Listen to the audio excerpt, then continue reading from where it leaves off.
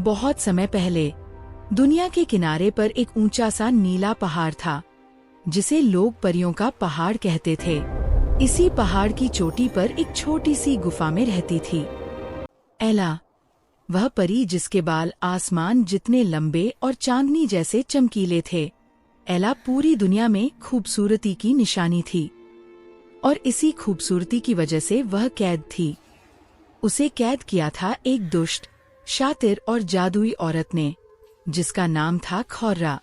खौर्रा एला से नफरत करती थी, क्योंकि वह जानती थी जिस दिल में रोशनी और खूबसूरती होती है, वहाँ अंधेरा टिक नहीं सकता। एला के बाल इतने लंबे थे कि गुफा से निकलकर नीचे चट्टानों तक बहते थे। जब हवा चलती तो बाल ऐसे चमकते जैसे चांद की बारिश हो रही हो। लेकिन एला के लिए उसकी खूबसूरती सजा बन गई थी। नैरेटर: खौर्रा हर रोज एला से कहती, तुम जैसी सुंदर लोग इस दुनिया के लायक नहीं। तुम्हारी चमक मेरी अंधेरा जादू को कमजोर करती है। वह गुस्से में एला के बाल खींचती, उसे भूखा रखती और पहाड़ के चारों तरफ काला जादू बांध देती, ताकि कोई भी एला तक न पहुंच सके। एला रात भर पहाड़ के किनारे बैठकर आसमान को देखती थी। काश इस अंधेरे से कोई मुझे बाहर निकाल सके। एक रात खौर्रा गुस्से से चीखी, अगर तुम इतनी खूबसूरत न होती तो मैं तुम्हें यहाँ कैद न करती। एला की आंखों में आंसू भर आए। सपनों वाला आसमान तो सबका होता है, मेरा क्यों नहीं? खौर्रा ने जादुई छड़ी जमीन पर मारी। पूरा पहाड़ काले अंधेरे में डूब गया। दूसरी तरफ पहाड़ के नीचे की घाटी में एक युवा शिकारी रहता था, आर्यान। वह दयालु, साहसी और सच्चा था। एक रात उसने आसमान में चमकती हुई चांदी की एक रेखा देखी। वह हैरान हुआ, ये कैसी रोशनी है? क्या पहाड़ पर कोई है? वह सिर्फ अपनी हिम्मत और एक लोहे की तलवार लेकर पहाड़ की ओर चल पड़ा।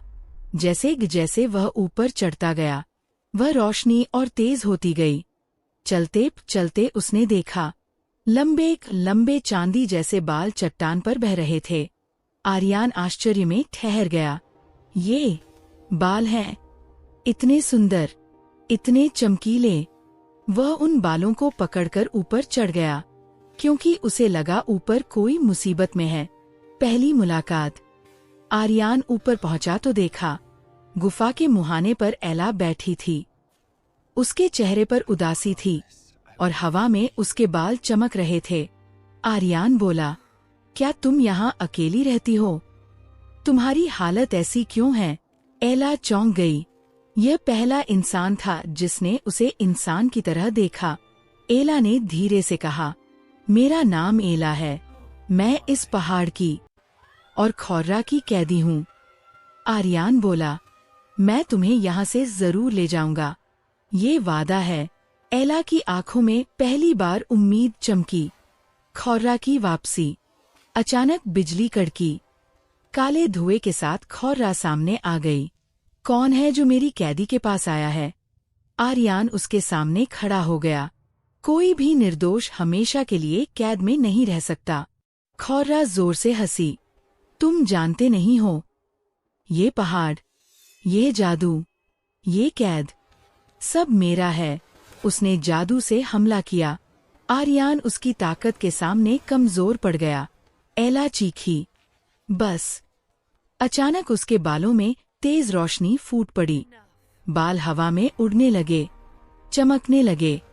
रोशनी की लहरों ने खौर्रा के काले जादू को तोड़ना शुरू कर दिया। खौर्रा डर से चिल्लाई, नहीं, तुम्हारी खूबसूरती, तुम्हारी रोशनी, यही मेरी कमजोरी है। आर्यान बोला, एला, अपनी रोशनी पर भरोसा करो, यही तुम्हारी असली शक्ति है। एला ने अपने हाथ आसमान की ओर फैलाए। उसके बाल पूरी ताकत से चमक उठे। रोशनी का तूफान उठा और खौर्रा धुएं में बदलकर खत्म हो गई। आजादी। खौर्रा के जाते ही पहाड़ का सारा काला जादू टूट गया। हवा साफ हो गई। गुफा चमकने लगी। एला ने आर्यान का हाथ पकड़ा। क्या मैं सच में आजाद हूँ? आर्यान मुस्कराया। हाँ एला, आज से तुम्हारे बाल कैद नहीं, ताकत हैं। एला ने अपने बाल नीचे छोड़े। वे एक सुनहरी, नरम राह में बदल गए। दोनों पहाड़ से नीचे उतर आए। नीचे लोग हैरान थे। पहली बार उन्होंने एक परी को आजाद होते देखा। एला ने घास को छुआ, फूलों की खुशबू महसूस की और मुस्कराई। अब मैं आजाद हूँ। अब मैं खुद तय करूंगी कि मैं कौन हूँ। आर्यान बोला, दुनिया को तुम्हारी रोशनी की जरूरत है एला। और दोनों नई उम्मीदों की तरफ बढ़ गए।